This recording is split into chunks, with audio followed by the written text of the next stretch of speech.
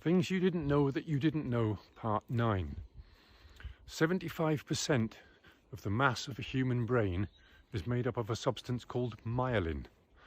And myelin is made up 100% by cholesterol. I'll leave it there. On a separate and completely unrelated subject, Alzheimer's disease is a neurodegenerative brain disease which destroys brain cells.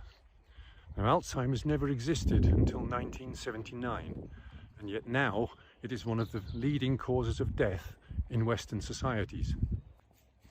On a separate and completely unrelated subject, margarine was first invented in 1869 because Napoleon wanted a cheaper and longer lasting fat for his armies to travel with. It didn't gain popularity until the Second World War, when butter and other animal fats were scarce. It grew in popularity in the 50s, but by the 70s the animal fats in it had been replaced with vegetable oils, because obviously animal fats contain saturated fat and a lot of cholesterol, so they wanted to offer a lower cholesterol alternative. I'll leave it there. On a separate and completely unrelated subject, margarine is one molecule away from being plastic. Now, as any chemist will tell you, one molecule can make a huge difference to the finished compound. Take ethanol and methanol, for example.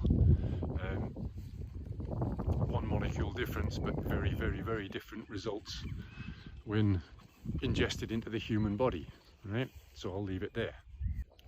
On a separate and completely unrelated subject, a simple experiment to do at home is to take a slab of butter, a slab of vegetable margarine with no animal fats in, and a slab of plastic, and stick them all outside in your garden and have a look what happens. Very quickly, all the wildlife in the area is going to be attracted to that butter, from the flies and the beetles and the mini beasts, through the birds, the rodents, all the way up to the apex predators, foxes, badgers, bears. If there happens to be no other wildlife around, then bacteria and mold will very, very quickly consume it, because it's easily digestible for all organic life forms. The margarine and the plastic will sit there for weeks. Nothing in nature will touch them. Try it. I'll leave it there. On a separate and completely unrelated subject, I invite all GPs out there to check your patients' medical records and see how many of your dementia and specifically Alzheimer's patients have been on statins and or low cholesterol diets for many years. I'd be very interested to hear your feedback in the comments, and I'll leave it there. Have a fabulous day.